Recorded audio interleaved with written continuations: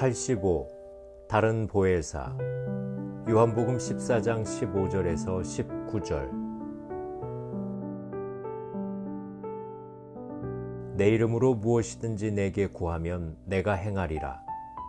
너희가 나를 사랑하면 나의 계명을 지키리라. 내가 아버지께 구하겠으니 그가 또 다른 보혜사를 너희에게 주사 영원토록 너희와 함께 있게 하리니 그는 진리의 영이라.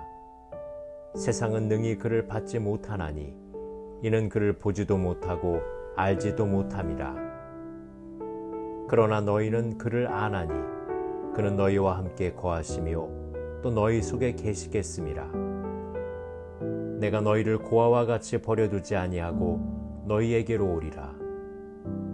조금 있으면 세상은 다시 나를 보지 못할 것이로되 너희는 나를 보리니 이는 내가 살아있고 너희도 살아있겠음이라.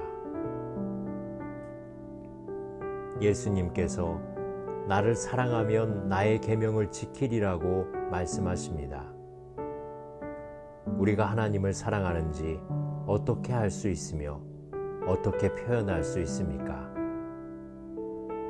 하나님을 사랑한다고 말하지만 보이지 않는 하나님을 어떻게 사랑할 수 있습니까? 말씀에 하나님을 사랑한다는 것은 하나님 말씀을 지키는 것이라고 합니다. 하나님은 언제나 우리보다 더 많은 것을 가지고 계시고 모든 것에 부족한 것이 없으신데 하나님을 어떤 방식으로 사랑하겠습니까?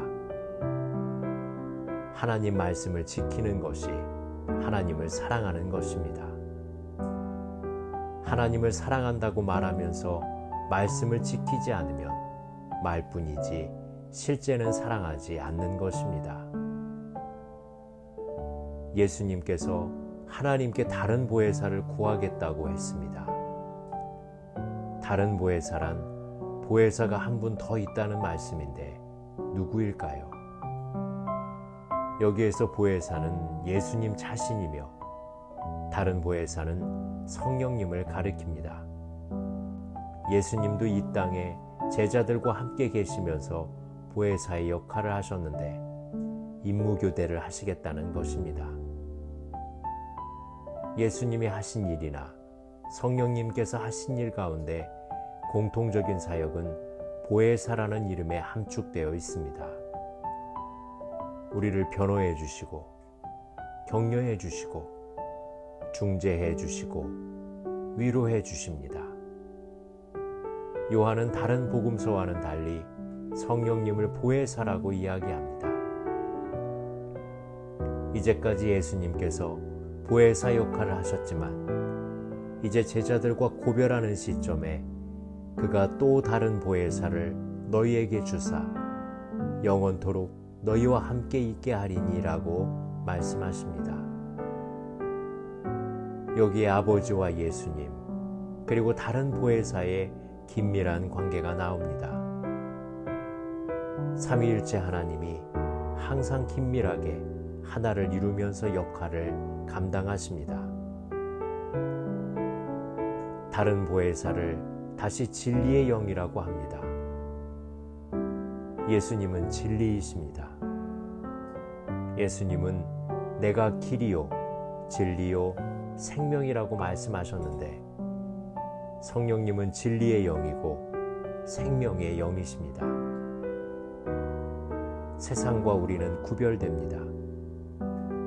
왜냐하면 세상은 그를 알지 못하지만 우리는 그를 알기 때문입니다. 세상은 그를 믿지 않지만 우리는 그를 믿습니다. 세상은 그를 받지 못하지만 우리는 그를 받습니다. 이런 면에서 다릅니다. 우리는 그를 알고 믿고 받아들이고 그래서 우리는 그를 봅니다. 그러나 세상은 그를 알지도 못하고 받지도 않고 믿지도 못하기 때문에 볼 수도 없습니다. 이것이 믿는 사람과 믿지 않는 세상과의 차이입니다. 그래서 우리는 진리의 영을 압니다. 그리고 그를 믿고 마음에 받아들입니다. 18절과 19절에는 예수님께서 십자가에 달리실 뿐만 아니라 부활하시고 나중에 재림하실 것을 말씀하시지만 성령님이 하실 사역과 더불어 언급하십니다.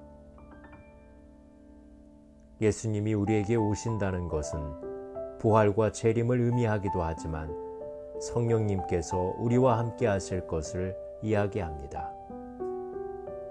예수님의 고별 말씀 가운데 성령님에 대한 이야기가 이렇게 시작됩니다.